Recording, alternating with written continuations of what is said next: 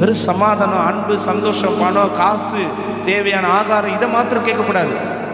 முதலாவது தேவனுடைய ராஜ்யத்தையும் அவருடைய நீதியும் அவருடைய காரியங்களை கேளுங்க. இந்த ஆவிக்குரிய திருச்சபையில் அமர்ந்திருக்கிற தேவ பிள்ளைகளே, கர்த்தருக்குரியவைகளை கேளுங்க, பூமிக்குரியவைகளை கேளாதீங்க. அப்பொழுது இவைகள் எல்லாம் உங்களுக்கு என்ன பண்ணப்படும்? நீங்க கூட கொடுக்கப்படுகிற காரியத்தை ரொம்ப கெஞ்சி கெஞ்சி கேட்குறீங்க. ஆண்டவர் சொல்ற அதெல்லாம் ஃப்ரீ. மொபைல் வாங்கினா சார்ஜர் என்ன பண்ணி தான் கொடுப்பாங்க? ஃப்ரீயாவே கொடுப்பாங்க. ஒரு கடையில் போய் காரியம் வாங்குறீங்கன்னா கவர் ஃப்ரீயாவே என்ன பண்ணுவாங்க? ஆனால் ஃபர்ஸ்ட் நீங்க என்ன கேட்குறீங்க? ஆண்டவரே கவர் கொடுங்க. கேரி பேக் கொடுத்துருவீங்களா? உள்ள இருக்கிற பொருளுக்கு வேல்யூவா, கேரி பேக் வேல்யூவா?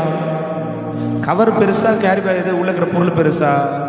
மொபைல் விலை அதிகமா, சார்ஜர் விலை அதிகமா?